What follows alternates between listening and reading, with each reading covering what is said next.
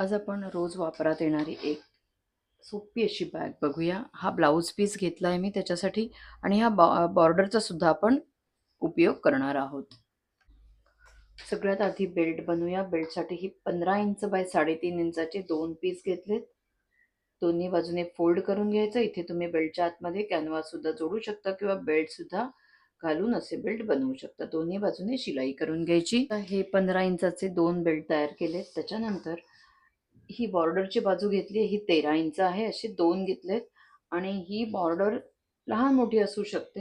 ही border 4 इंचाची आहे. तर इथे सेंटरचं मार्क केलं, इथे 2.5 इंच, इथे 2.5 इंच आणि फोल्ड अर्ध्या इंचाचा एक फोल्ड, अर्ध्या इंचाचा एक फोल्ड. तर इथे अर्ध्या इंचाचा फोल्ड करून झाल्यानंतर हा असा फोल्ड येईल.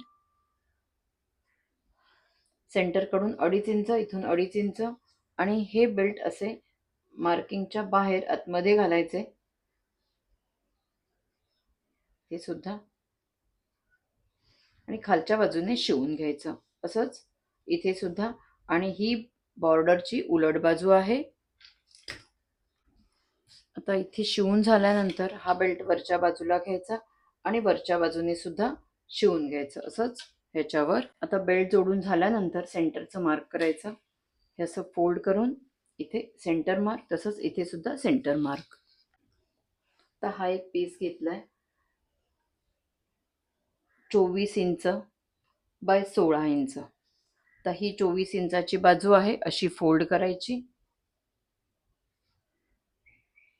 फोल्ड केल्यानंतर इथे सेंटरचं मार्क करून ठेवलंय. इथे हे असं फोल्ड करून सेंटरचं मार्क केलं.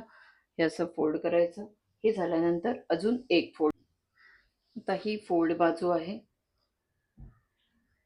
इथे ह्या कॉर्नरला शेप द्यायचा, राऊंड शेप असा. इथून असा हा राऊंड शेप द्यायचा.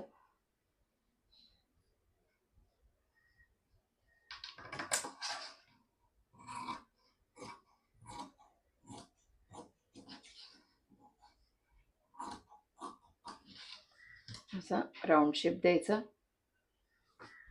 हे असा बेस तयार होईल.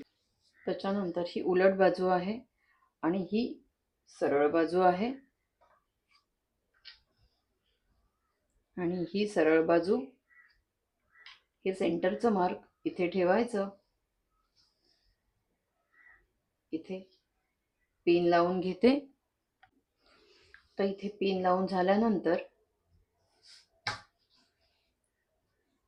इथे पिन लावून घेतली. त्याच्यानंतर ही प्लेट अशी घ्यायची आणि हा भाग इथे ठेवायचा. तुम्ही 1-2 सुद्धा प्लेट घेऊ शकता आणि हे येईल तेवढं इथे घ्यायचं आणि पिन लावायची.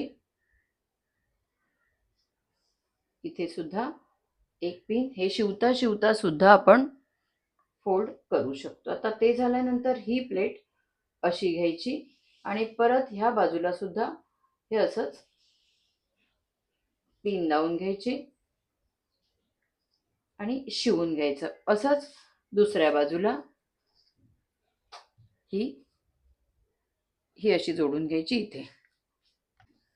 आता इथे हे दोन्ही बाजू शिवून घेतल्या. शिवून घेतल्यानंतर ही प्लेट वरच्या बाजूला घ्यायची आणि ही जी बॉर्डरची पट्टी आहे त्याच्यावर दाब शिलाई करायची. म्हणजे ही अशी वरच्या बाजूला राहील. इथे शिलाई करायची अशीच. इथे सुद्धा ही प्लेट वरच्या बाजूला घ्यायची आणि ह्या बॉर्डरवर शिलाई करायची. आता इथे वरच्या बाजूला टॉप स्टिच करून घेतलं तर ही शिलाई वर गेली. आता ते झाल्यानंतर उलट बाजूला यायचं आणि इथून इथे शिलाई करायची. इथून इथे शिलाई करायची. इथे तुम्ही पायपिंग सुद्धा करू शकता. इथे शिलाई झाल्यानंतर पायपिंग सुद्धा करू शकता. खूप सुंदर असा ह्या बॅगेचा शेप आलाय आणि अगदी पटकन होणारी अशी ही बॅग आहे. आणि अशी ही बॅग कोणत्याही कपड्यापासून छान अशी तयार होते. अशी ही बॅग नक्की करून बघा. अगदी पटकन होणारी आणि अगदी छान अशी उपयोगी असेल अशी बॅग आहे.